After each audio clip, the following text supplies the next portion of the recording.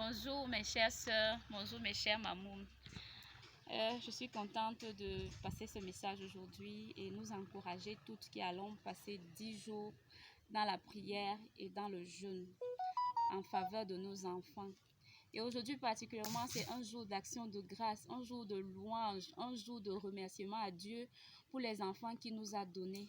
Est-ce que nous prenons même souvent vraiment du temps pour analyser, étudier la grandeur de ces trésors que Dieu nous a donnés? C'est une bénédiction d'avoir des enfants. Et parfois, nous qui avons ces enfants-là, on se dit que c'est logique. Il suffit juste d'avoir des rapports sexuels avec son époux pendant la période ovulatoire et puis boum, on est enceinte. Pourtant, c'est pas vraiment logique. Je prends le cas d'une sœur qui s'est mariée à l'âge de 26 ans. Elle a pu avoir le premier enfant, elle a pu avoir le deuxième.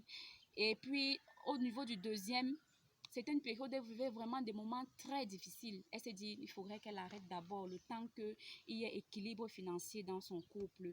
Mais subitement, le temps est passé. Bon, elle se disait que c'est parce qu'elle évitait.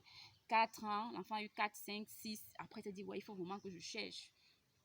Les cas ne faisaient que augmenter, mais elle n'arrivait pas à accoucher. Pourtant, à un moment donné, c'est elle-même qui cherchait déjà l'enfant. Pour elle, c'était d'abord tellement logique, mais après, elle s'est rendue compte que ce n'était pas vraiment si logique. Elle a commencé à calculer, faire des traitements et tout, mais l'enfant n'est toujours pas venu jusqu'à aujourd'hui.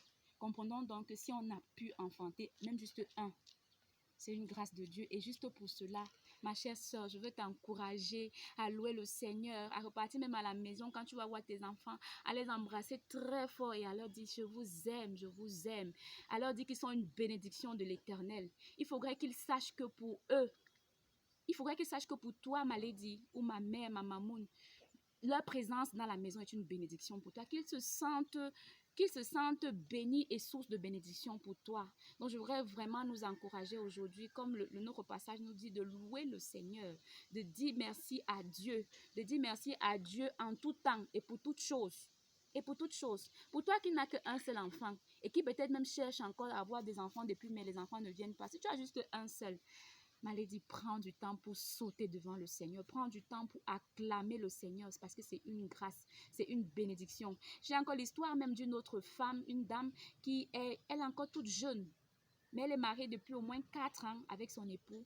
Ils ont déjà fait des examens. On ne trouve rien chez l'homme. On ne trouve rien chez la femme. Même dernièrement, elle pouvait me faire comprendre que le médecin lui m'a dit qu'il est un peu comme dépassé. Dépassé. Le gynécologue.